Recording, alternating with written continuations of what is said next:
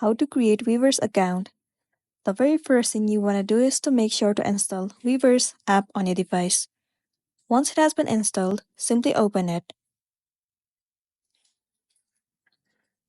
Now click on Join or Login at the bottom.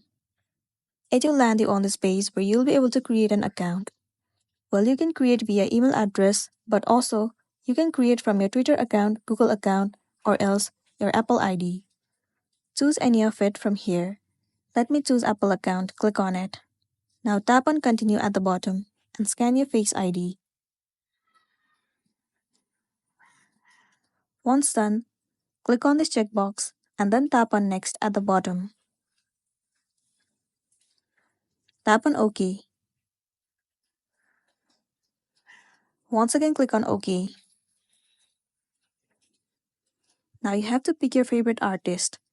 You can choose from solo, group, new, or whatever you want to. Once you have selected the community of the artist, tap on Join at the bottom of the screen. And there you go, your Weverse account has been created successfully. So that's a wrap for this video. If it was helpful, give it a like and check out our next tutorial. Thank you.